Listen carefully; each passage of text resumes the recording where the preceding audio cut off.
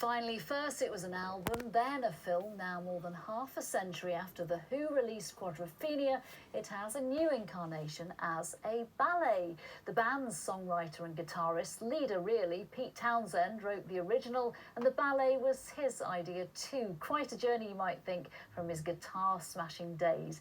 He told us he never thought Quadrophenia really needed words anyway.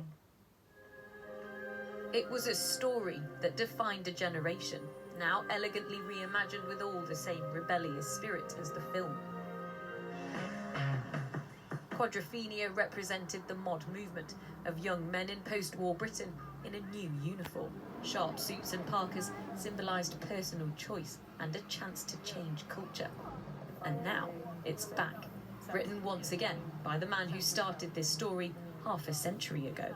Quadrophenia has always been a story which was actually written to try to pull the Who out of a doldrum that we were in, and it triggered a lot of that stuff, you know, that people were kind of, in a way, trying to find themselves.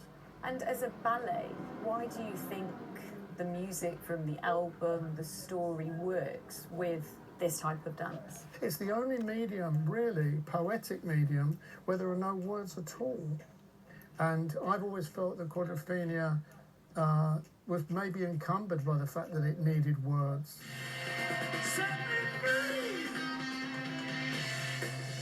First written as the rock album, Quadrophenia, set in the 60s, told the story of a disaffected youth called Jimmy.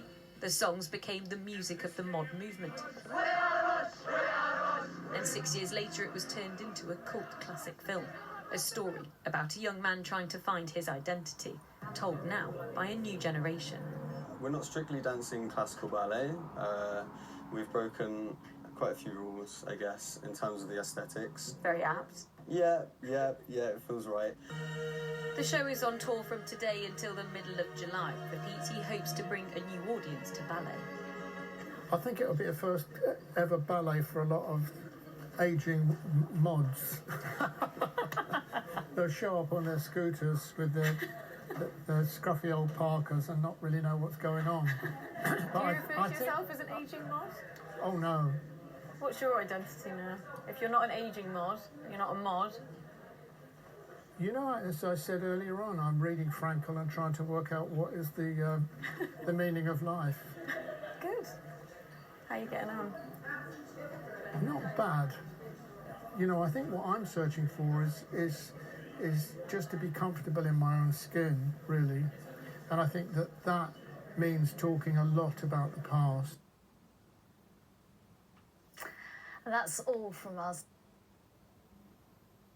Last day in the sun.